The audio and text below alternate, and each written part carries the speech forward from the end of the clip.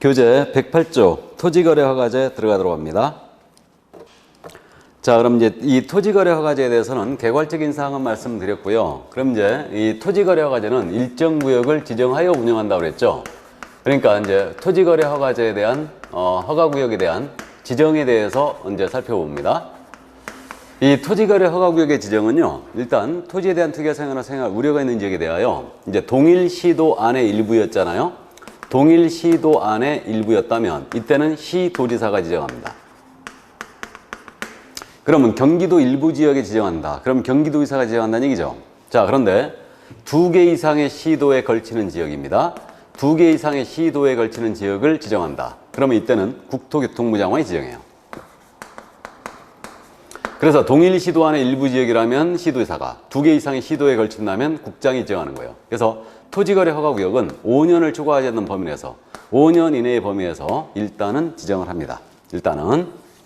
자, 그래서 지정권자는 국토부 장관 또는 시도의사라는 점 일단 감을 잡아두시고요. 그럼 토지거래 허가구역의 지정 절차는 어떻게 되느냐? 토지거래 허가구역의 지정 절차는 토지에 대한 투기가 성행한다 또는 지가가 급격히 상승하고 있다. 그런 우려가 있는 지역이다. 그러면 여기에 대해 이제 지정하는데 먼저 지정을 하고자 할 때는 도시계획위원회가 있거든요. 도시계획위원회 심의를 먼저 거쳐야 돼요. 이걸 도계위라고 부릅니다, 제가. 이거. 그럼 국토부 장관이 지정할 때는 중앙도시계획위원회, 시도의사가 지정할 때는 시도도시계획위원회 심의를 먼저 거쳐요. 그래가지고 이제 지정을 쫙 하지 않습니까? 이렇게. 그럼 지정을 했잖아요. 그럼 지정을 하게 되면 지정권자는 지첩시 이걸 공고해야 돼요. 공고를. 그래서 이제 어떤 토지에 대해 지정했다. 언제까지 지정했다. 그 다음에 이제 기준 면적은 어떻게 된다. 그리고 지형도 이런 거 전부 다 공고를 해줘요. 그럼 공고했지 않습니까? 공고한 다음에 이거를 지첩시 시군구청장한테 통지해 줍니다. 시군구청장에게. 왜 그러냐면 토지거래 허가구역 지정권자는 국장 또는 시도지사 아닙니까? 이들인데 이 시군구청장한테 통지해 주는 이유는요. 이자가 허가권자예요. 지금 토지거래 허가권자가 바로 시군구청장입니다. 그러니까 지정권자와 허가권자를 헷갈리면 안 돼요. 그러니까 허가권자는 시군구청장이죠. 그래서 시도의사가 지정하면 국장에게 보고하고 시군구청장한테 통지해주고 국장이 지정을 하면 시도의사를 거쳐서 시군구청장한테 통지해줍니다.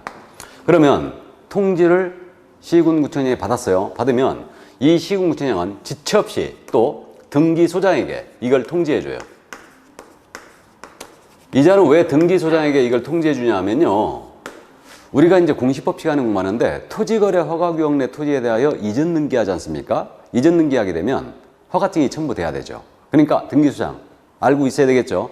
그렇기 때문에 이제 등기소장에게 직접 통지해주고 그 다음에 이상 공고를 하게 돼 있어요. 그리고 일반인이 볼 수 있도록 열람을 하게 해줍니다. 열람을 하게 해주는데 이것은 15일간 열람을 하게 해주는 거죠. 이렇게. 시군구청장이 바로 이들에게 이제 등기소장에 통지해주고 공고 열람을 다시 한다. 일단. 그러면 이제 효력이 발생되지 않겠습니까? 허가구역 지정의 효력 발생은 허가구역 지정공고 나갔잖아요. 지정공고 나갔으면 지정공고 후 5일이에요. 5일 후에 효력이 발생합니다. 우리 5일이 지금 오늘 두 번째 나왔죠.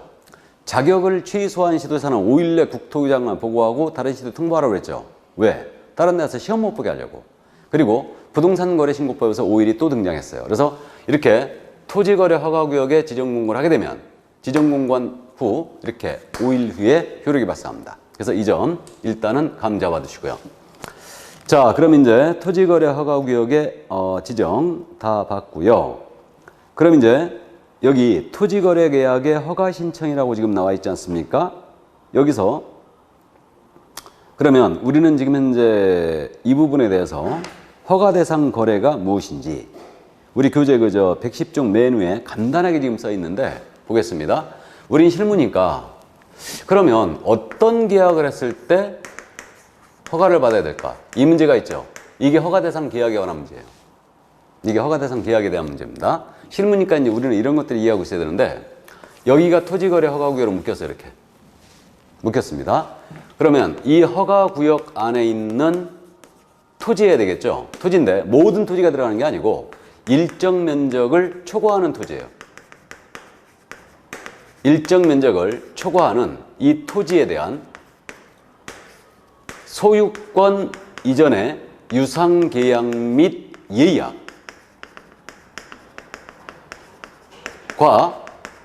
지상권 설정 및 이전에 관한 유상계약 및 예약이 대상이에요. 이렇게 이해가 있어야 돼요. 그래서 지금 원래 규제사항이 있잖아요. 규제 대상이 되는 권리는 소유권만이 원래 대상이거든요. 그러니까 외국인 취득신고 허가, 부동산 거래 신고, 계약서의 검인, 농지 취득자격 증명 전부 다 소유권 취득했을 때만 규제를 하고 있는 거예요. 그러니까 임대차 전세 같은 건 다 빠진다는 얘기죠. 근데 토지거래 허가에서는 특이하게 지상권이 들어가요. 왜 그랬을까? 이게 그것 때문에 그래요. 그러니까 토지거래 허가구역 안에 토지를 거래를 하면서 허가를 못 받을 것 같아요. 그러니까 이들이 지상권 설정 계약을 자꾸 하더라 이거예요. 그러니까 지상권은 여러분들이 민법 시간에 이제 공부하면서 최단 전속 기간이 있다는 걸 들어볼 거예요. 그러니까 최단 전속 기간이라는 게 견고한 건물 소유 목적 지상권이다. 그럼 이때는 최단 30년 가거든요. 일반 건물이 15년이에요. 그럼 이건 강행 규정입니다.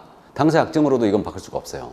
그렇기 때문에 결국은 지상권 설정 계약 해버리면 결국은 매매와 비슷한 효과를 갖고 와요. 그래가지고 지상권을 토지거래가 대상에 끼워넣게 한 거예요. 그래서 여기는 특이하게 지상권이 들어간다는 점 이해해 두시고, 그러니까 유상계약 및 예약.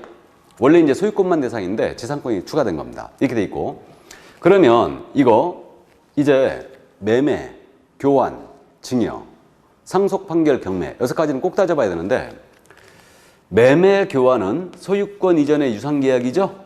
그러니까 허가 받아야 돼요. 근데 증여계약 있죠? 증여는 무상계약이죠? 그럼 허가 대상이 아니에요. 또 상속 판결, 경매 6가지는 꼭 따져봐야 되는데, 상속 판결, 경매 법률의 규정이야 물권 등 사유죠. 상속으로 허가구역 내 토지를 받았어요. 상속받았습니다. 허가받을 일 없죠. 경매로 허가구역 내 토지를 낙찰받았잖아요. 역시 허가 안 받습니다. 경매 주의해야 돼요. 경매에 의한 허가구역 내 토지 취득은 허가를 받지 않습니다. 왜 그럴까? 이거는 그저 경매는 입찰 방식으로 하잖아요. 그러니까 투기 가능성이 없다고 본 거예요. 그렇기 때문에 경매에 의한 취득은 토지허가를 면제합니다. 그래서 말이에요. 우리가 허가를 못 받을 것 같잖아요. 그럼 경매 물건 찾아보시면 돼요. 이게 이렇게 되고, 그럼 이제 판결은 어떻게 되느냐? 판결은 짜고 치는 걸 막기 위해서, 판결은 거래규제 사항 중에 피해가는 거 아무것도 없어요. 판결은. 그래서 이제 판결은 짐작이 되실 거예요. 예를 들어서 갑과 을이 허가구역 내 토지에 대한 매매를 한 거예요. 근데 매매를 했는데 이거 허가를 못 받을 것 같아. 그러니까 어떻게 하느냐? 을이 갑을 상대로 하여 이전등기해라 하고 소송을 제기하는 겁니다. 그러면 갑이 법정에 의도적으로 고의로다가 2번 출석을 안 해버리잖아요. 그럼 패소 판결 바로 나가버립니다. 이전등기 해줘라고. 이렇게. 그러니까 판결은 짜고 치는 걸 막기 위해서 결국은 허가 대상으로 잡혀 있어요. 그러니까 판결에 의한 취득은 토지거래를 받아야지만 이전등기 축탁해 줍니다. 그래서 일단 대상 계약이냐 아니냐 이렇게 이제 구분을 해보시고요. 근데 여기서 지금 대전제가 일정 면적을 초과하는 토지에 대해서만 허가 대상이 되고 있는 거죠. 그래서 이것을 기준 면적이라고 해요. 기준 면적. 일정 면적을 초과한다고 그랬는데 이걸 기준 면적이라고 합니다. 그래서 이 기준 면적은 지금 현재 우리 교재에 거기 110쪽을 보시게 되면 허가 대상 기준 면적이라고 있죠. 표로 쫙 정리가 되어 있네요. 그래서 이제 이 기준 면적이 여러분들이 공법 시간에 도시지역과 도시지역 아닌 지역 공부한 적 있죠? 자, 그러면 이제 도시지역이에요. 도시지역은 일단 주, 상, 공, 녹 이렇게 공부했죠. 근데 도시지역 중에 미지정 지역이 있어요. 그럼 주가 뭐예요? 주거지역. 상은 상업지역. 공은 공업지역. 녹은 녹지지역. 여기 미는 미지정 지역이에요. 도시지역 중에. 이렇게 됩니다. 그럼 도시지역 내에 이렇게 이제 기준 면적이 어떻게 되느냐. 주거지역은 180이에요. 상업지역은 200제곱미터입니다. 그 다음에 공업지역은 660제곱미터예요. 그 다음에 녹지지역은 100제곱미터고요. 그 다음에 이제 미지정 지역은 90제곱미터로 돼 있어요. 이렇게. 그래서 이렇게 되는데 요거 지금 숫자를 어떻게 기억할 거냐면요. 공업지역이 중간에 있죠. 그러면 660제곱미터 하면 평으로 한 사람 이거 200평이죠. 0.3 대충 곱하면 200평이에요. 그러면 요거 200평입니다. 그럼 위로 올라갈수록 적어지죠? 상업지역은 200제곱미터예요. 그 다음에 20을 빼면 180제곱미터가 주거지역입니다. 이렇게 이제 기억해 보시고. 그래갖고 요게 중간이니까 요걸 중간으로 해서 딱 접었잖아, 이걸. 접으면 상업지역은 녹지지역과 만나요. 그러니까 녹지지역은 상업지역의 절반. 그 다음에 주거지역의 절반이 미지형지역이에요. 열로 만나겠죠. 그러니까 90입니다. 감 잡았어요? 그래서 일단 이렇게 이제 숫자 기억해 보시고. 그 다음에 이제 도시지역 밖입니다. 도시지역 밖. 도시지역 외. 여기는 기준 면적이 출발을 250제곱미터로 해요. 250제곱미터. 그럼 이제 농지였어요. 농지는 기준 면적이 500입니다. 500제곱미터고, 그 다음에 임야는 대단히 크죠. 그러니까 이제 대단위로 거래되기 되기 때문에 임야는 1000제곱미터가 기준 면적이에요. 그러니까 도시지역 밖은 결국은 배수로 가고 있어요. 그래서 250, 농지 500, 더 큰 임야는 1000. 이렇게. 그러니까 2배로 가고 있습니다. 그래서 이제 이렇게 가고 있는데, 이게 이제 기준 면적이에요. 이 기준 면적이고, 그럼 토지거래 허가구역을 지정하면서 이게 기준 면적인데, 이것을 최소화시킬 때는 10%까지 내려갈 수 있어요. 최대화시킨다면 300%까지 올릴 수 있습니다. 이게 무슨 얘기냐면, 그럼 허가구역을 딱 묶으면서 말이에요. 지정권자가 기준 면적이 이렇게 돼 있는데, 예를 들어서 상업지역은 200 아닙니까, 지금? 그러면 최소화시킨다. 20%까지 내려갈 수 있어요. 그러면 20제곱미터까지 내려갈 수 있어요. 20제곱미터를 초과하는 거에 대해서는 허가를 받아라. 이렇게 할 수 있다는 얘기예요. 또 상업지역이에요. 최대화시키면 3배까지 갈 수 있으니까 기준 면적의 3배까지. 그러면 600제곱미터를 초과하는 거에 대해서만 허가를 받아라. 이렇게 공고할 수 있다는 얘기죠. 그래서 왜 이렇게 이제 10%까지 다운시킬 수 있겠냐면, 지금 우리가 있는 이 건물도 지금 상업용 건축물인데, 여기가 이제 중심 상업지역이에요. 그럼 상업지역인데 이게 구분 건물이지 않습니까? 그럼 이 지역을 허가구역으로 묶는다. 그럼 이거 대지권이라는 거 있죠. 대지권은 20제곱미터가 안 될 경우도 나오죠. 그렇기 때문에 대지권은 이제 작기 때문에 이렇게 허가를 받아라 하고 이제 묶을 수가 있다는 얘기예요. 그래서 최대화시키면 3배까지, 저 기준 면적에. 최소화시키면 기준 면적의 10%까지, 20%까지, 10%까지 다운을 시킬 수 있어요. 이해됐습니까? 그래서 이제 그렇게 조정을 할 수 있다는 얘기죠. 그러니까 요 상업지역이라면 다른 공고가 없다면, 조정을 안 했다면은 200제곱미터를 초과하는 것에 대해서는 허가를 받아라. 이렇게 되는 거예요. 그래서 이 기준 면적 중요합니다. 우리는 암기해야 돼요. 왜 그러냐면 실무적으로 보게 되면요. 손님이 예를 들어서 허가구역 내 토지에 대한 내가 중개하고 있는데, 손님이 와서 그러는 거예요. 이제 토지를 사는데, 이 토지가 만약에 상업지역 내 토지였다. 그럼 200제곱미터를 초과하지 않고 180밖에 안 됐다. 그럼 이거 허가받을 필요 없습니다. 브리핑 해줘야 되죠? 그러니까 이 기준 면적 암기하고 있어야 됩니다. 이거. 자, 그래서 이제 그 정도 이해를 해 두시고요. 그럼 이제 토지거래 허가 절차로 가봅니다. 토지거래 허가 절차는 우리 교재에 지금 생략이 돼 있는데, 이 토지거래 허가 절차는 어떻게 되냐면, 일단 이렇게 되지 않겠어요? 허가대상 계약을 했어요. 이 허가대상 계약을 하게 되면 이제 토지거래 허가 신청을 할 거 아니에요? 그죠? 그럼 이제 이거에 대하여 담당 공무원은 조사해요. 사진 촬영 다 합니다. 현황조사 다 해요. 그래서 이제 사진 촬영 다 하고요. 그런 다음에 기준에 적합했어요. 그럼 허가증을 내주거나, 기준에 적합하지 않았다. 그럼 불허가 나가겠죠? 허가를 안 해주겠죠. 이렇게 돼요. 그러면 어떤 계약을 했을 때 허가를 받아야 되는가는 이미 해결했습니다. 이미 해결했고요. 그럼 이제 허가 신청과 관련해서는 어디다 허가 신청을 해야 되느냐? 당연히 부동산 등의 소재지 관할 시군구청장에게 들어가죠. 이자가 허가권자라고 그랬어요. 부동산 소재지 시군구청장. 이때 이건 공동 신청하는 거예요. 중개거래인 경우도 토지거래가 신청은요, 당사자가 해야 돼요.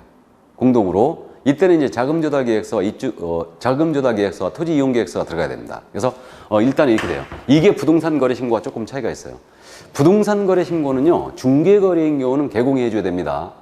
왜 그랬냐면 이게 우리 법에 있었거든요. 공인중개사법에 있었어요, 원래. 그러니까 개공한테 의무를 부여했는데, 토지거래 허가제는 국토개혁법에 있었다고 그랬죠. 그러니까 당사자가 공동 신청해야 돼요. 중개거래인 경우라도. 그래서 그렇게 돼 있고. 자, 그래갖고 이제 허가 신청 이렇게 들어가잖아요. 그럼 이에 대해 담당 공무원이 조사한다고 그랬어요. 그다음에 이제 허가증을 내주거나 불허가 처분이 나거나 이건데, 처리 기한이 있겠죠. 그래서 이제 허가 신청한 날로부터 허가 불허가의 처분은 며칠 내에 주게 돼 있냐면 이게 15일이에요. 15일 내에 허가 불허가 처분을 해주게 되어 있습니다. 그럼 15일 내 허가 불허가 처분을 안 했잖아요. 안 하면 어떻게 되느냐? 15일 내 처리를 안 해주면 다음날 허가받은 것으로 간주를 해버려요. 특이합니다. 요 규정이 있다는 게. 그래서 15일 내 허가 불허가 처분 안 해주면 다음날 허가 간주를 해버리죠. 허가받은 것으로 본다. 이랬어요. 이게. 자, 그러면 이제 그저 이렇게 이제 하게 돼 있는데, 그럼 여기서 말이에요. 그러면 허가증을 내줄 때 토지거래계약의 허가 기준이라고 있어요. 지금 110쪽에 토지 이용 목적의 실수요성이 있어야 된다고 그랬고, 그 다음 2번은 도시군계획 및 주변환경과의 적합성이 있어야 된다고 그랬고, 면적도 적합해야 된대요. 그래서 이 기준이 있어야지만, 이 기준에 해당돼야지만 이제 허가를 받을 수 있다는 얘기예요. 그래갖고 이 허가 기준에 대한 부분이 있잖아요.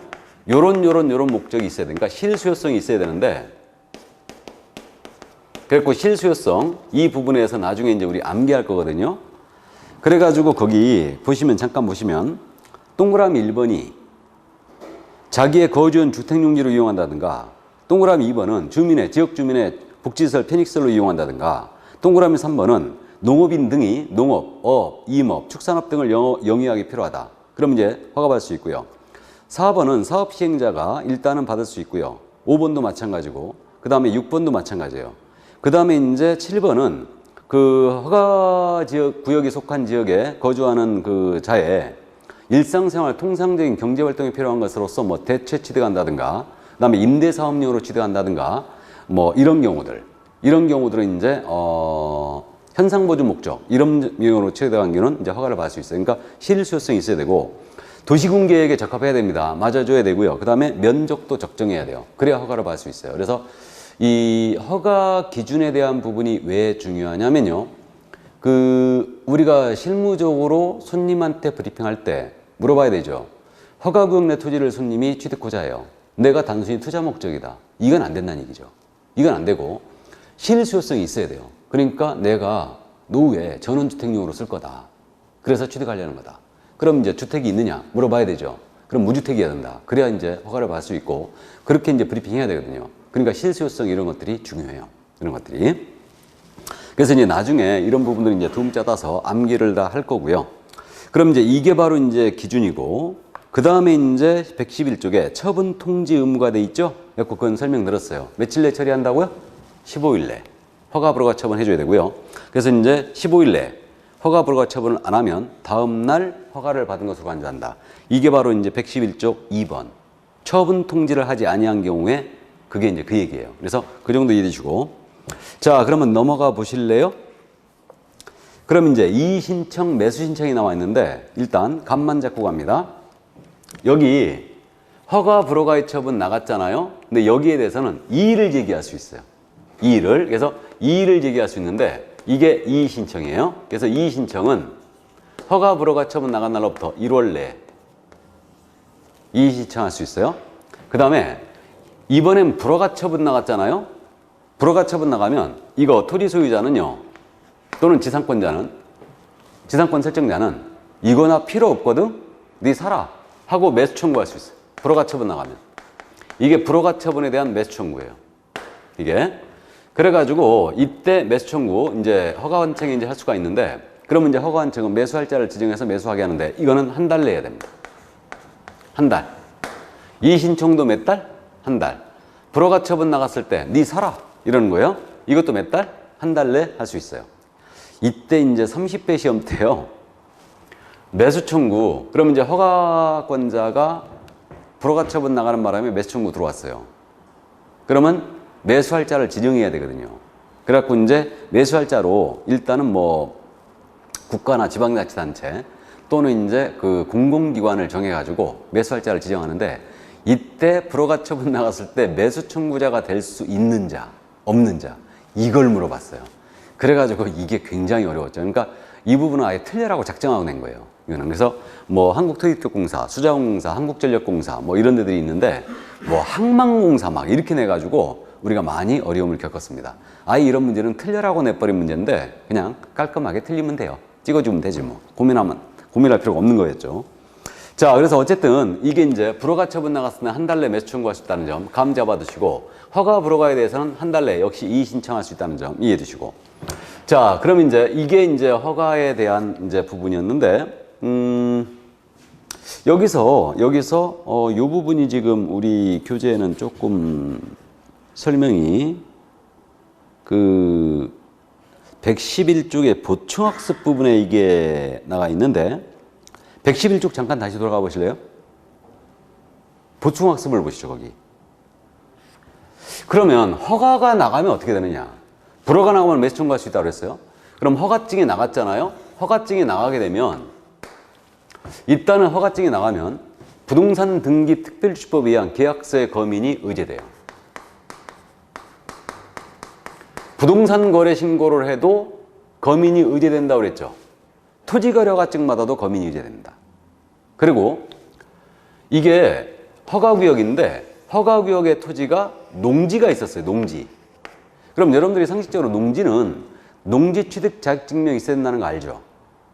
그러면 허가증을 받으면 농지 취득 자격증명은 어떻게 될까? 이 문제가 있는데, 허가증을 받았잖아요. 허가증을 받으면 농지 취득 자격증명도 받은 것으로 의제를 합니다.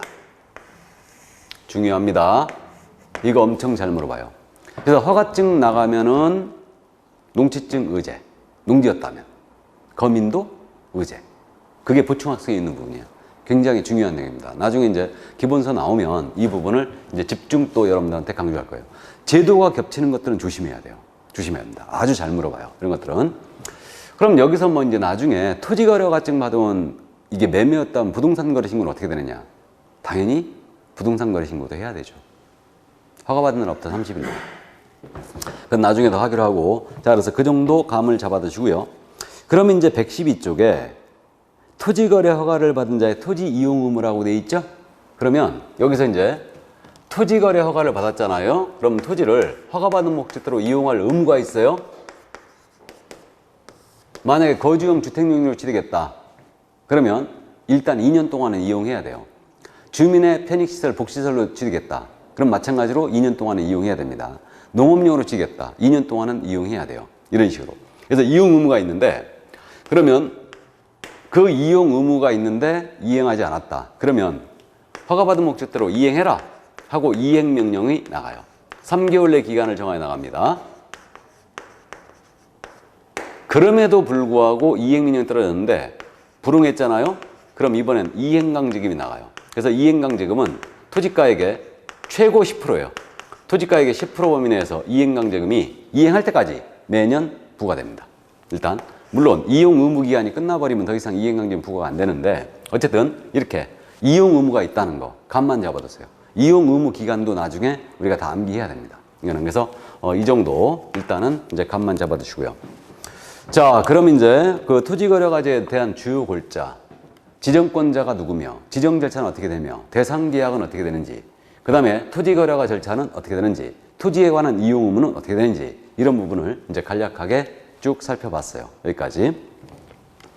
자, 그럼 113쪽에 이제 벌칙이 쭉 나와 있지 않습니까? 허가를 받지 않고 계약을 체결하면 계약은 무효라는 거 알죠? 그 다음에 형사처벌은 2년 이하의 적도는 이제 토지가액의 30%에 해당하는 벌금에 처하게 되고요. 민법 시간에는 토지거래 허가구역 내 토지에 대하여 허가를 받을 것을 조건으로 했다. 그럼 유동적 무효라고 들어봤죠? 허가를 받으면 확정적으로 유효하게 되고, 허가를 못 받게 되면 결국은 확정적으로 무효가 되는 거죠. 그러니까 유동적 무효 판례가 이제 여러분들이 민법 시간에 공부하는 내용이에요. 그래서 참고해 두시고, 그 다음 이제 과태료는 부동산 거래 신고법상 과태료는 일단은 이제 부동산 거래 신고 위반했을 때 3천만 원 이하의 과태료, 그 다음에 이제 500만 원의 과태료, 나아가 이제 취득가액의 5% 이하 과태료가 있는데, 이제 후일 우리가 더 하면 돼요. 그 다음에 외국인에 대해서는 이제 300만 원, 100만 원 이하 과태료가 있고요. 그래서 114쪽에 지금 돼 있고요. 그 다음 114쪽에 또 포상금지가 또 나오고 있어요. 우리 공인중개사법상 포상금지가 있고요. 부동산 거래 신고법상 포상금지가 또 있어요. 그래서 이 부분이 지금 약간 지금 바뀌어 있는데, 이거는 이제 우리 법에 있는, 공인사법에 있는 포상금지가 조금 헷갈리기 때문에 이건 기초지만 일단은 안 하겠습니다. 이번 술한테는. 그래서 포상금지는 우리 법상 포상금지가 중요하기 때문에 우리 법상 포상금지를 이제 어느 정도 각을 잡고, 이 부동산 거래 신고법에서 있는 포상금지들은 후일 더 정리하면 돼요. 그때. 자, 그럼 이제 그 정도 감 잡아 두시고요. 그러면 이제 부동산 거래 신고법이 다 끝났어요. 다 끝났습니다. 자, 그래서 이제 공인인증서 법령 파트, 공인인증서법과 부동산 거래 신고법, 이거에 대한 법령 파트 내용이 다 끝났고, 이제 116조 중개 실무로 들어갑니다. 그래서 이제 사실은 이 실무에 대한 부분은 사실은 말이에요. 다른 과목과 연계가 다 돼 있죠. 민법적인 지식, 공법적인 지식이 많이 필요한 부분이에요. 이 부분이. 그래서 다른 과목이 안 돼 있으면 이 부분이 이제 나가기가 조금 힘들어지는데, 그래도 이제 이번 기초 과정이니까 그 우리 과목의 고유한 영역을 위주로 해서 이 실무를 이제 살펴보고 일단 넘어가도록 하겠습니다. 자, 그럼 이제 실무로 이제 들어왔는데, 중개 실무.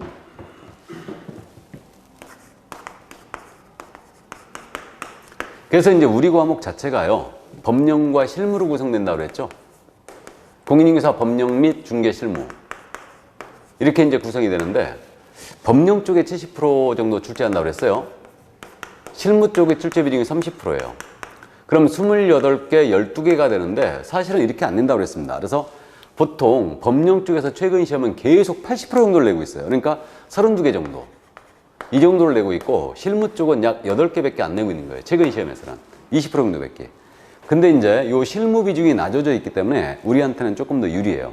법령 쪽은 어렵게 내라도 법이란 테두리가 있기 때문에 우리가 해결할 수 있는데, 실무 쪽은 그야말로 이제 뭐 시사적인 문제를 내버려도 이건 실무니까 결국은, 그래서 어쨌든 현재 8개 정도가 비중을 갖고 있습니다. 그러니까 내는 곳이 정해져 있어요. 실무는.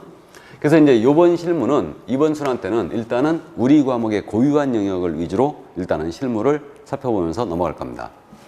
그러면 실무가 진행되는 과정이에요. 진행되는 과정인데 보겠습니다. 이 아파트를 갑이 갖고 있어요. 이것을 을과 거래하시는 거예요. 이 거래를 A가 소개하죠. 이게 중개 기본 그림인데, 실무가 진행되는 과정은 갑이 내 아파트 좀 팔아주세요. 알았어요. 그럼 중개 을에서부터 실무는 시작합니다. 을에서부터. 그 다음에 이제 이 A는 그럼 이 아파트를 어떻게 중개할까 하고 계획을 세우겠죠? 이론적으로만. 시간과 비용을 절감하기 위함이죠. 그리고 나서 이 아파트에 대한 현황을 알아야 되죠. 그러니까 조사를 들어갑니다. 이게 실무의 세 번째 단계. 조사, 확인. 공부 다 떼보고 현장 가서 직접 살펴보도 봅니다. 자, 그런 다음에 이제 을을 상대로 판매 활동을 펼쳐요. 이게 중개 활동이라고 그래요. 이게 실무의 네 번째 단계. 중개 활동, 판매 활동을 한다는 얘기죠. 그럼 이 판매 활동에서는 부동산 마케팅이 접목이 되겠죠. 이렇게 되고요. 그 다음에 이제 둘이 계약이 체결됩니다. 그러면 계약이 체결되면 중개가 완성되는 거라고 그랬죠. 이게 그래서 계약이 체결돼요. 그럼 계약서 작성 교부해 주고, 그 다음에 확인 설명서도 작성하여 교부해 줍니다. 그런 다음에 이제 계약의 이행 단계로 넘어가죠. 그래서 중도금, 잔금, 등기 서류 교부를 함으로써 모두 이제 실무가 끝나게 됩니다. 그래서 이제 실무의 범위를 자꾸 따지는데, 이 실무의 범위에 대해서는 사실상 의미가 없어요, 이거는. 그래서 실무의 범위는 일단은 우리가 이론적으로 따지면 중개계약서부터 거래계약 체결까지를 실무의 범위로 보고 있어요. 이거는 왜 그러냐면 계약 체결되면 중개가 완성되거든요. 그럼 계약 체결과 동시에 계약서 써줘야 되고 설명서 써줘야 되죠. 그러니까 이거는 실무로 들어갑니다. 그리고 중개계약서부터 거래계약 체결까지, 여기까지 실무의 범위로 오는데, 이 사이에 벌어지는 개공의 활동 중에서 이 계약 체결을 목적으로 할 동안 실무를 잡습니다. 그럼 계약 체결과 무관한 인장의 등록, 그 다음에 뭐 부동산 거래주만 가입, 협회 가입, 고용인을 고용한다, 이런 것들은 중개업을 영위하기 위한 전제 활동이지 계약 체결을 목적으로 하는 활동이 아니에요. 그러니까 이거는 실무가 아니다, 이렇게 얘기하고 있어요. 그 다음에 이론적으로 시간적 범위로 보면 계약의 이행에는 실무가 아니죠. 그래서 이제 실무가 아니라고 일반적으로 얘기하는데 의미가 없습니다. 실제로 다 하고 있는데 뭐. 그러니까 이제 크게 어려움은 없고요. 다만 이제 계약의 이행 과정에서 손해 입혀도 선관주를 다 해야 된다는 게 우리 판례 태도였기 때문에 손해배상 책임을 그대로 지게 돼요. 그래서 일단 그 정도 참고만 해두세요. 그래서 이제 실무가 진행되는 건 이렇게 되고, 그래갖고 이제 우리가 실무를 주로 이제 공부할 때 중개 의뢰가 있었다는 얘기는 중개계약이죠. 다음에 계획은 뛰어넘어요. 그 다음에 이제 조사 확인이고, 그 다음에 중개 활동은 마케팅이고, 그 다음에 계약서 작성, 설명서 작성 이 부분을 공부하게 되고요. 그 다음에 이제 계약의 이행 단계 여기에 관련 법들을 별도로 공부해요. 그러니까 주택임대차보호법, 상가건물임대차보호법, 경매, 뭐 부동산 실명법 이런 내용들을 계약 이행 관련법이다 그래갖고 같이 이제 공부를 하게 됩니다. 그래서 이제 시험은 주로 조사 확인하고 여기 계약의 이행 다른 법들 있죠? 이런 것들로 이제 쭉 우리가 출제가 되고 있어요. 그러니까 다른 곳에서는 요즘 내지 않고 있습니다. 일단은. 그래서 이제 실무는 이렇게 진행되는 거다라고 감만 잡으세요.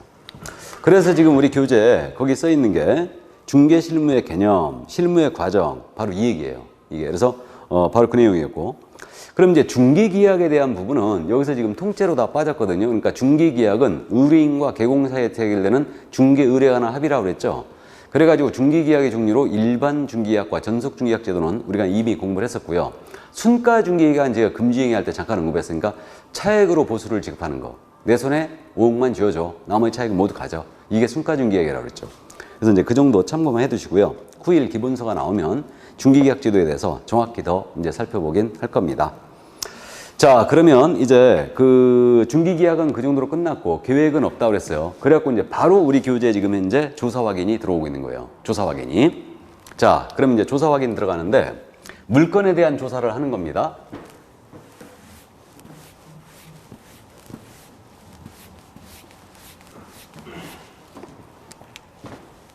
실무의 이건 세 번째 단계예요. 그러니까 이 부분에서 지금 집중적으로 지금 사실은 출제가 되고 있는데 조사 확인의 의의는 어디 있느냐? 당연히 물건을 잘 알아야 중개를 잘 할 거고 브리핑을 잘 할 거고 브리핑을 잘했다면 이제 거래 성사 가능성을 높이게 되고 나중에 브리핑을 잘했기 때문에 손해배상 책임도 면하게 돼요. 조사 확인의 의의는 거기 있고요. 그 다음에 이제 조사 확인의 여기서 방법 대상은 뭐냐? 당연히 확인 설명해야 될 사항이 조사 확인 대상이에요. 그래서 이제 확인 설명 사항은 나열해보면 기본적인 사항, 권리관계에 관한 사항, 그 다음에 거래 예정 금액, 그 다음에 중개 보수 및 실비의 금액과 산출 내역, 공법상 이용 제한 및 거래 규제, 시설물의 상태, 벽면 도배 상태, 그 다음에 환경 조건, 입지 조건, 나아가 취득 관련 조세의 종류 및 세율. 이게 확인 설명 사항이 있잖아요. 그래서 지금 조사 확인의 대상은 이렇게 되는 거고 여기서 공부하는 것은요. 요 확인 설명 사항을 어떻게 조사하느냐, 어디까지 조사해야 되느냐 이런 걸 공부하는 거예요. 이게 그래서 조사 확인의 방법론을 공부하는 거죠. 그럼 조사 확인의 방법론은 일단은 크게 공부를 발급받아 조사하는 거예요. 공부상 조사라고 그래요, 이걸. 그 다음에 공부의 모든 사항이 나오진 않죠. 그러니까 공부에 나타나지 않는 사항은 현장을 직접 가서 이제 조사를 해야 됩니다. 이게 현장 조사라고 불러요. 이걸 개론 시간에 여러분들은 임장 활동이라고 들어봤죠. 그래서 크게 나누면 공부상 조사와 현장 조사를 크게 나누는데, 근데 조사 확인의 방법이 사실은 이거 말고 더 있어요. 물건 의뢰받으면서 의뢰인을 통해서 직접 조사하는 방법이 있죠. 의뢰인에게 물어봄으로써. 그래서 의뢰인 통한 조사가 있고요. 그 다음에 이제 그럼에도 불구하고 의심스럽다. 그럼 의뢰인에게 상태에 관한 자료를 요구할 수도 있다고 그랬죠. 이걸 행사함으로써 조사할 수도 있는데 여기에 주 타겟은 공부상 조사예요. 주 타겟은. 그래서 공부를 발급받아서 이제 조사를 해보는 겁니다. 그럼 결론적으로 우리가 공부라는 게 토지대장이 있고 건축물대장이 있고 지적도 임야도가 있고 토지이용계획 확인서도 있고 등기상 증명서도 있고 부동산 종합증명서도 있고 공시지가 확인원 여러 가지 공부들이 굉장히 많은데 이 공부들의 어떤 내용이 들어가 있느냐 이게 이제 문제죠. 그러니까 예를 들어서 토지대장으로 토지의 어떤 사항을 확인할 수 있느냐, 건축물대장으로 건물의 어떤 사항을 확인할 수 있느냐, 이게 이제 문제가 된다는 얘기죠. 이런 것들이. 그래서 이제 전에는 그런 걸 잘 물어봤어요. 근데 요즘은 미처 문제가 8개밖에 안 되기 때문에 이걸 물어볼 틈이 없다는 얘기죠. 그래가지고 가볍게 이제 말씀드리면요. 이거 공부상 조사입니다, 이제. 지적도에 대해서 전에 잘 물어봤는데 요즘은 잘 안 물어봐요. 그럼 이제 지적도 잠깐 참고드리면 지적도가 단순화시키면 이렇게 돼 있잖아요. 뭐 이렇게 해갖고 108 그 다음에 이제 대 이렇게 써 있어요. 그러면 지적도 임야도로 확인할 수 있는 건 뭐냐 하면 이게 108이 뭐예요? 지번이죠, 지번. 그러면 이 토지의 소재지 지적도 확인할 수 있어요. 그 다음에 이거 대가 뭐예요? 지목이죠. 지목 확인할 수 있고. 그 다음에 이 선이 뭐예요? 경계 확인할 수 있어요. 그 다음에 요 토지 모양이 있죠. 토지 모양을 뭐라고 하냐면 이걸 지형이라 불러요. 지형. 이거 지형도 생각해갖고 높낮이 하면 안 돼요. 그러니까 지적도 임야도로 토지의 소재지, 지목, 경계, 지형을 확인할 수 있어요. 그런데 지적도 임야도로 이 토지의 소유자가 누군지 나와야 안 나와요? 안 나오죠? 그 다음에 지세. 지세는 토지의 경사라고 불러요. 이거 나와야 안 나와요? 안 나와요. 그래서 이거 확인 불가합니다. 그러니까 결국은 면적이 어떻게 되는지도 지적도 임야도에 안 나옵니다. 그래서 이제 이런 식의 질문이죠. 지적도를 통하여 토지의 지형과 지세를 확인할 수 있다. OX, X죠. 지세는 확인이 안 돼요. 지형은 되는데 지적도를 통하여 경계, 지형 확인은 되죠? 이렇게 됩니다. 그래서 이제 이런 것들을 물어봤는데 요즘은 너무 유치찬란해서 잘 물어보지도 않는다는 얘기죠. 그래서 이게 이제 공부상 조사의 일단 그 키포인트가 되고 있는데 어쨌든 그럼 여기서 이제 우리가 아무래도 그 보충학습 부분에 있잖아요. 117쪽에 도로명 주소 말고 밑에 보충학습 부분 면적의 단위인데 우리 현재 면적을 기재할 때 미터법을 쓰지 않습니까? 제곱미터 이걸 표시하고 있는데 평이라는 건 척관법이에요. 그러니까 평을 절대 쓰면 안 됩니다. 평을 절대 쓰면 안 되는데 우리가 그럼 제곱미터를 실무에서는 손님한테 제곱미터로 브리핑할 수 없잖아요. 평으로 브리핑하는 게 손님이 익숙하죠. 그러니까 결국은 제곱미터로 평으로 환산해서 설명은 나가는데 문서에 쓸 때는 절대 평을 쓰면 안 됩니다. 계량회원 법률 위반으로 100만 원 이하의 과태료 맞습니다. 기준금액 50만 원이에요. 그거. 그러니까 일단 절대 가로 열고 쓰면 안 돼요. 가로 열고도 쓰면 안 됩니다. 그러면 제곱미터를 평으로 환산하는 방법 정도 알고 있어야 되죠? 그럼 제곱미터에다가 0.3025를 곱하잖아요. 그럼 이거로 이제 평이 되는 거예요. 0.3025. 그러니까 이제 대충 0.3을 제곱미터에다 곱하면 일단 평이로 환산된다. 그렇게 이제 말씀드린 건데 그래서 이게 정확한 이제 숫자고요. 그러면 거꾸로 평을 제곱미터로 환산한다. 그러면 평을 제곱미터로 환산할 때는요. 평에다 곱하기로 한다면 3.3058을 곱해요. 그러면 이제 제곱미터로 환산이 되는 겁니다. 이렇게 되는데 이거 있잖아요. 가뜩이나 암기할 거 많아 죽겠는데 숫자 다 암기할 필요 없죠. 하나만 기억하면 돼요. 제곱미터에다가 0.3025를 곱하여 평이 나왔죠. 그러면 평을 제곱미터로 환산할 때는 나누기 해주면 되는 거 아니에요? 평에다가 나누기 0.3025 해주면은 일단 나누기 0.3025를 해주면 제곱미터로 환산되겠죠. 일단 그래서 그렇게 숫자 하나만 기억하시고 0.3025 소위 부동산을 하면서 이런 거 헷갈리면 안 됩니다. 그러니까 정확하게 이제 참고를 해두시고요. 그럼 거기 그저 보충학습 부분에 말이에요. 도로명 주소 쓰라는 얘기 나와 있죠.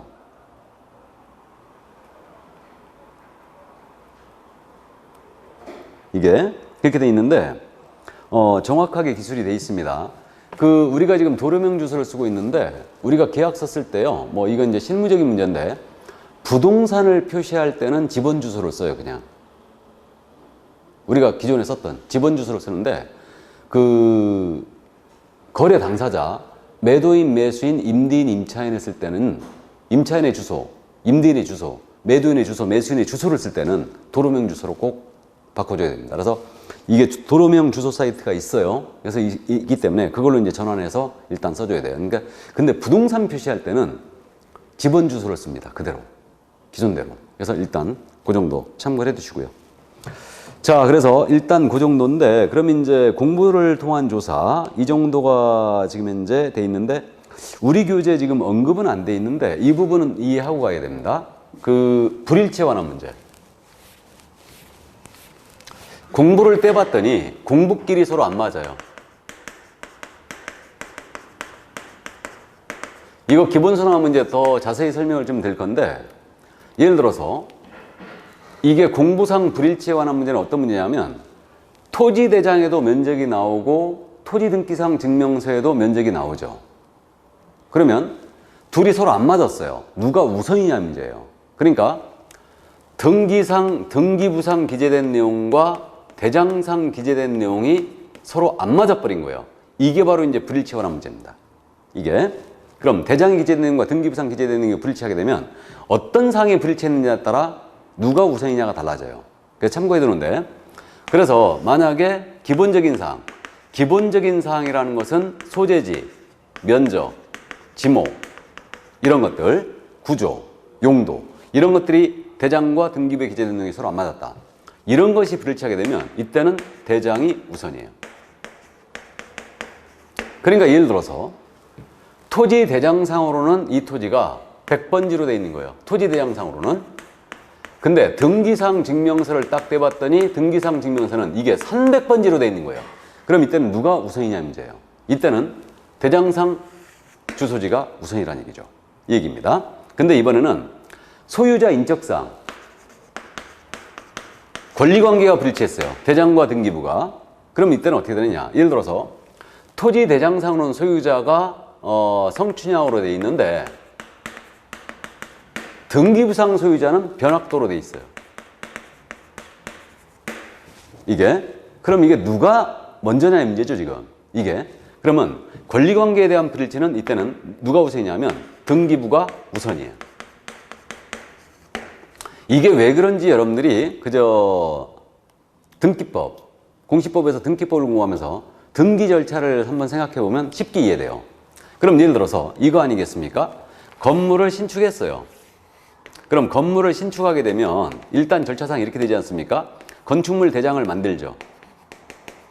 그리고 건축물 대장을 만들어갖고 이걸 첨부하여 등기소에 가서 등기를 하지 않습니까? 그러면 이렇게 되지 않습니까?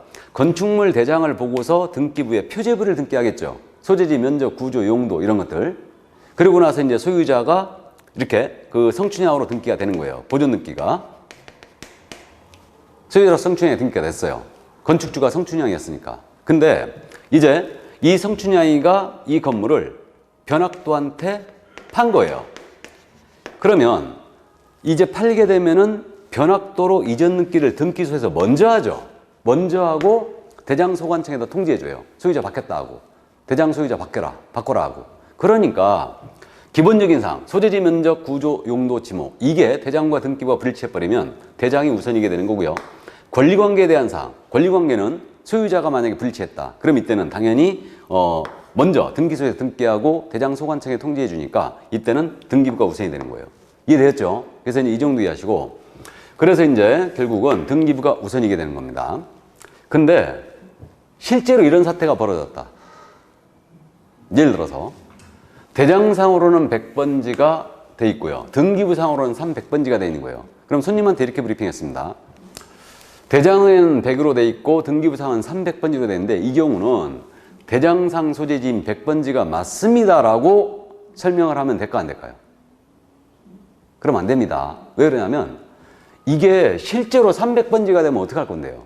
그러니까 항상 우리는 이제 중립적인 입장에서 중개하는 입장이기 때문에 이게 맞다 틀리다 이렇게 이제 단도직입적으로 일단 설명하면 안 되고 현황만을 설명하면 되는 거예요. 그래서 이거는 꼭 나중에 확인을 해 보셔야 됩니다. 이렇게 설명하라는 얘기죠. 이게 FM인데 근데 이게 그러면 중개가 되겠습니까? 이게 거래가 안 되죠. 그러니까 이제 삼수갑산 가더라도 이때는 그냥 100번지가 맞다라고 설명해버리죠. 우리 개공이. 그랬다 나중에 당하지 마시고 그냥 현황만 설명하고 그 다음에 이제 아니면 이걸 중개할 때는 확실하게 뭐가 잘못된 건지 확실히 체크한 다음에 중개해야 되겠죠. 아니면 이제 대다수의 개공은 이거 버려버리죠. 이렇게 되면 물건을. 그래서 복잡해지니까. 그래서 어쨌든 참고해 두시고요. 그 다음에 이제 경계의 불일치가 있어요. 경계의 불일치는 뭐냐면 지적도상의 경계가 나오죠. 그러면 지적도상 경계와 현실의 경계가 서로 안 맞아버린 거예요. 그럼 이때 누가 먼저냐의 문제가 생기거든요. 예를 들어서 이게 두 필지가 있는 거예요. 이렇게 토지가 두 필지가 있는데 건물이 이렇게 각각 서 있습니다. 담장도 이렇게 돼 있어요. 이렇게 돼 있는데 이걸 측량을 해봤더니 말이에요. 진짜 경계는 이렇게 돼 있는 거예요. 진짜 경계는.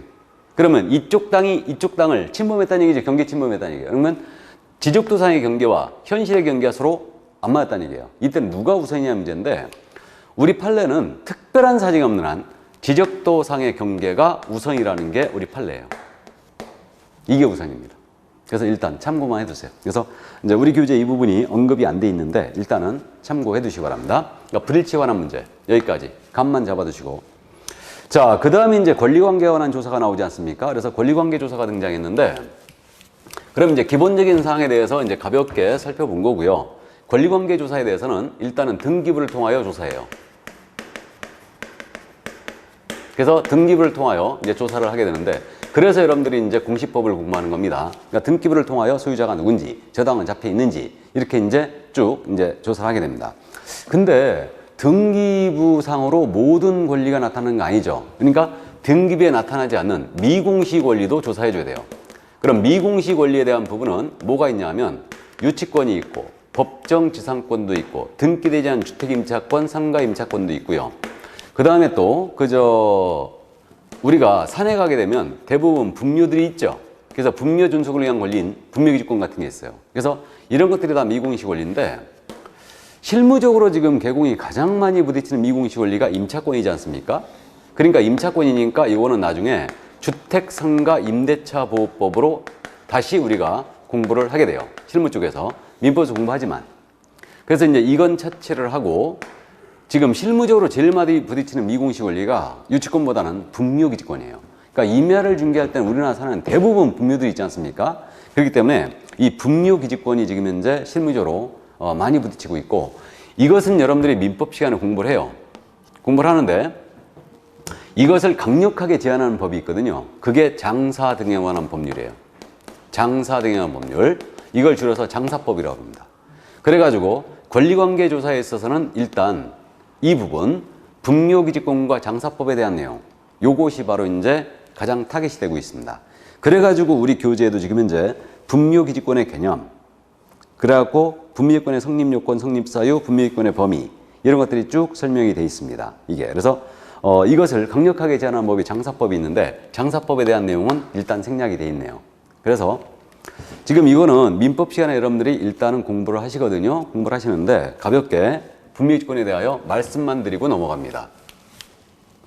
그럼 민법 시간에 이제 자세한 내용은 더 들으시고요. 민법 시간에 열심히 공부하시고 마치기는 중개사법 시간에 마치면 되는 겁니다.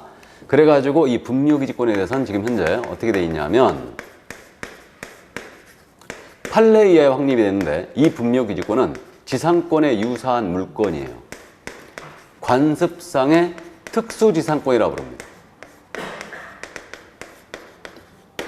이렇게 되고 있고, 분묘기지권의 성립요건이거든요. 언제 분묘기지권이 성립하느냐.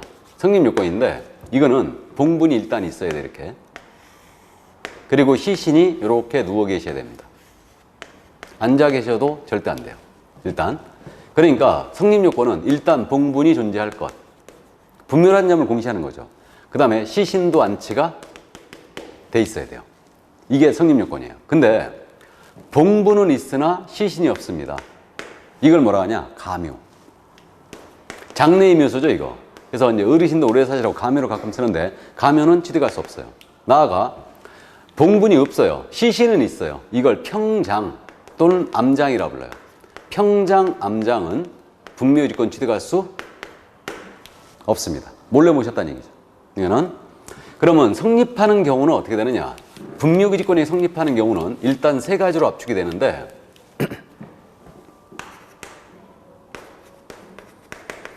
성립하는 경우는 세 가지가, 자네 땅에다 내 할머니 좀 모시겠네. 그래 하십시오. 토지 소유자의 승낙을 받아 설치했잖아요. 그럼 분묘기지권 즉시 취득합니다. 승낙 설치하면. 이거. 그러면 타인의 토지에 승낙을 받고 설치하면 즉시 취득해버리고요. 승낙을 받지 않냐고 설치했더라도 이거 시효 취득할 수 있어요. 시효를 취득할 수가 있는데, 시효 취득은 이 분묘를 설치하고 20년간 점유를 해야 돼요. 20년간. 그러면 시효로 분묘기지권을 취득하는데, 다만 이 점유가 평온한 점유여야 되고 공연한 점유여야 돼요. 평온, 공연하게 20년간 이 분묘에 대해 수호봉사했다. 그러면 이거 분묘기권을 시효로 취득하는데, 평온한 점유라는 건 뭐냐면 폭력에 의하지 아니한 점유예요. 이거를. 그래서 이제 강제로 점유한 게 아니란 얘기죠. 나아가 공연한 점유라는 것은 이거는 공공연하게 비밀로 하지 아니한 점유를 얘기해요. 그래서 그렇게 이제 공공연하게 20년간 수호봉사하시면 제사를 모셨다. 그러면 이제 시효로 취득할 수 있고요. 세 번째로 내 땅에다 분묘를 설치합니다. 분묘를 설치하고 이 토지를 파는 거예요. 양도라는데 그 양수인과 분묘 철거 특약, 이장 특약을 안 했어요. 안 한 상태에서 양도를 해버렸잖아요. 그럼 내가 분묘기권을 취득해버립니다. 그래서 이게 바로 이제 성립하는 경우 세 가지가 이거예요. 그럼 이렇게 성립된 분묘기권의 효력은 어떻게 되느냐? 간단하게 효력만 말씀드리면 시간적 효력이거든요. 언제까지 분미일권의 효력이 유지가 되느냐, 이 문제인데, 이거는 봉분이 존재하고 이 분미에 대하여 수호봉사하는 한 끝까지 갑니다. 수호봉사는 끝까지 간다. 그러니까 사실상 이 땅 뺏긴 거죠, 이거. 제사 모시는 한 끝까지 간다는 얘기예요. 그렇게 되고요. 취득하게 되면. 그다음에 장소적 효력이에요. 어디까지 분묘규지권의 효력이 미치느냐, 이 문제인데, 원래 분묘기지라고 그랬잖아요. 그러니까 분묘기지니까 이게 이제 봉분이 있지 않습니까? 그럼 봉분이 안치된 요 밑에 땅들 말하죠. 이게 분묘기지지 원래. 그러면 이제 이거 위에서 내려다보면 이게 동그랄 거 아니에요? 그럼 여기까지만 분묘이권 효력이 미친다면은 절할 곳이 없죠. 그렇기 때문에 결국은 분묘의 기지뿐만 아니고 수호봉사에 필요한 부분에서 주변 공지, 주변 빈 땅, 공지를 포함한 지역까지 미친다는 게 우리 판례예요. 이게 이렇게 돼 있고요. 그 다음에 남의 땅을 함부로 쓰니 이거 지료를 지급할 의무가 있느냐, 이 문제. 시효취득의 경우도 지료 지급의 의무가 없다라는 게 우리 판례였어요. 남의 땅을 막 함부로 쓰면서 지료도 지급할 필요가 없다는 겁니다. 그래서 일단 이렇게 돼 있고요. 그 다음 이제 한 가지만 더 말씀드리면, 부부 일방이 먼저 돌아가셨어요. 그래갖고 분미지권 취득했거든요. 그래갖고 다른 일방에 합장은 같이 모신다는 거죠. 합장을 위하여 쌍분이나 단분 형태로 재설치하는 거예요. 이거 인정하느냐? 인정 안 합니다. 그러니까 부부 일방이 먼저 돌아가셔가지고 분미권 취득했는데 쌍분은 이렇게 모시는 거죠. 두 봉을 모시는 거 이렇게. 이거 안 됩니다. 다음에 단분, 하나로다가 두 분을 합장해서 모시는 거예요. 이것도 안 되는 거예요. 그러니까 신설할 권능이라든가 이장할 권능은 포함하지 않는다. 이게 이제 우리 판례가 취하는 태도. 그래서 이 정도 감 잡고요. 일단은 그 민법 시간에 분미권을 더 이제 공부를 하시게 되면 우리도 진도를 더 나갈 수 있어요. 그래서 이 정도만 감 잡고 이것을 강력하게 제한하는 법이 바로 이제 장사 등용한 법률이 있어요. 그래서 이 법률은 일단은 우리가 기본서가 나오면 더 이제 살펴보도록 할 겁니다. 자, 그래서 이제 교재에 있는 분미권에 대한 내용을 간략하게 이제 짚어드렸습니다. 그럼 이제 권리관계조사는 분미일권이 주 타겟이 됐고요. 120페이지에 지금 공법상 이용자 및 거래규제가 등장하고 있죠. 그럼 이 부분은 이제 다음 시간에 하면서 이제 종강을 일단 하도록 하겠습니다. 이거는. 자, 그럼 오늘은 여기까지고요. 날씨가 이제 앞으로 또 더 추워질 것 같은데 건강 일단 주의하시고 저는 다음 시간에 건강 업무서로 뵙겠습니다. 수고하셨습니다.